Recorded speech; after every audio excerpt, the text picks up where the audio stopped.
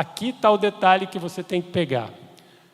Foi criado esse ser humano à imagem e semelhança desse poder infinito, dessa inteligência suprema, desse Deus Criador. Mas vamos entender que ser imagem do Criador, significa ser expressão. Uma imagem expressa, concorda comigo? Então você tem que ser expressão de Deus. E para ser semelhança, você precisa da intimidade e da comunhão com Deus.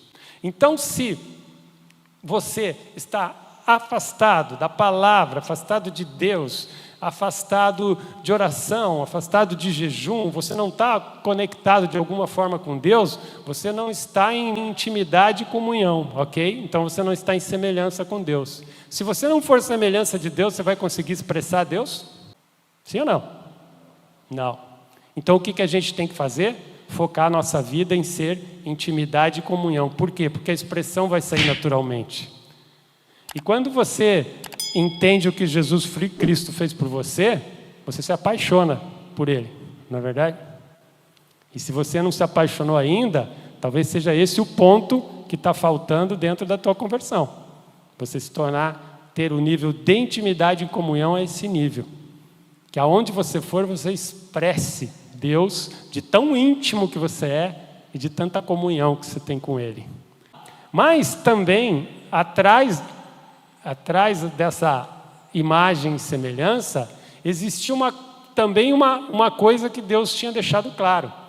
A humanidade, a partir de Adão e Eva, teria governo e deleite sobre tudo que existia. Por quê? Porque Deus falou, frutificai, multiplicai e dominai. Ou seja, era para a humanidade, né, a partir de Adão e Eva, ter domínio. Só que o que esse domínio expressa? Tanto era o domínio sobre tudo que existia, uma governança, mas ter o domínio de si mesmo. Só que o domínio de si mesmo se estivesse em imagem e semelhança com o Criador. Faz sentido? Então, quando a gente perde o domínio emocional da nossa vida, quando a gente está com ansiedade, depressão, frustração, correria, ou qualquer tipo de sentimento desse tipo, nós não estamos com o domínio que a humanidade tem direito. Por que isso se perdeu com o tempo? Por causa do pecado cometido por Adão e Eva, que a gente vai ver aqui agora na sequência, né? Nós abrimos essa porta para isso acontecer. Esse governo e deleite era o governo sobre uma vida plena. E uma vida plena é uma vida sem sofrimento. Daí, nesse momento, quando eu faço a palestra, geralmente pergunto, Gerson, mas dá para ter uma vida sem sofrimento nenhum? Claro que não, porque nós não somos perfeitos. E mesmo o ser humano perfeito que veio aqui, que era Jesus Cristo, sofreu. Então não dá. Mas qual é o nosso intuito? O máximo possível nos afastarmos do sofrimento. Como é que a gente faz isso? Sendo imagem e semelhança. Como que a gente faz isso? Primeiro eu tenho que ter comunhão e intimidade para depois expressar, para ser imagem. Faz sentido, gente? Então você tem que trazer isso. Tudo que eu estou trabalhando até agora com vocês está no critério de mentalidade. E a Bíblia, quando fala de mente, ela tem 3 ou 4 conceitos, se não me engano, sobre a palavra mente. Em determinado momento, quando você vê a palavra mente na Bíblia, ela significa entendimento. A outra parte em que ela aparece, em outras partes que ela aparece, ela significa mente mesmo, né? E em algumas outras partes, quando se fala mente, está se tratando do coração. Então, quando você ouve na Bíblia, ou você lê na Bíblia, né? É necessário ter uma mudança de mente, uma coisa que no grego é chamado de metanoia, significa mudar o seu padrão de entendimento para mudar a mente, para mudar o seu coração. Por que as pessoas têm dificuldade de se aproximar novamente de Deus? Porque a sua mente ainda não foi mudada. Se a mente não é mudada, quem está no domínio é a alma e não o espírito. E por isso a gente continua em afastamento. O pecado de Adão e Eva nos levaram ao afastamento. O que isso nos trouxe para a nossa vida? Todos os seres humanos, a partir de Adão e Eva, nasceram com a natureza adâmica, né? Então, uma natureza adâmica significa que desde que a gente nasce, a gente está brigando, corpo e mente, brigando com o espírito.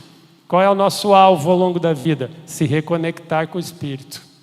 Logo em seguida, o ser humano criado à imagem e semelhança de Deus, né? Deus deixa a terceira ordem clara. Não comam o quê? Da árvore do conhecimento do bem e do mal, né?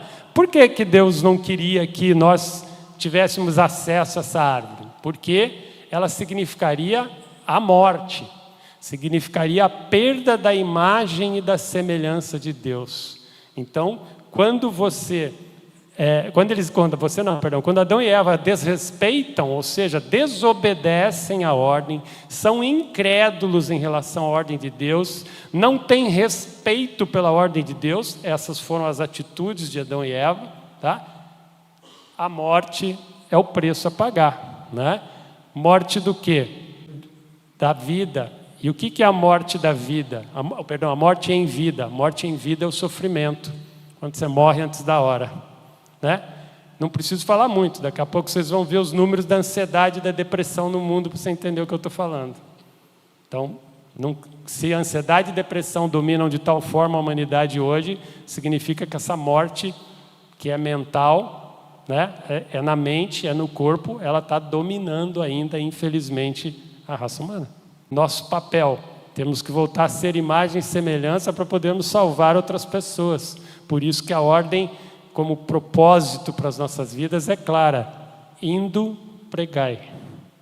Tem diferença também de você ouvir a palavra ide e pregai.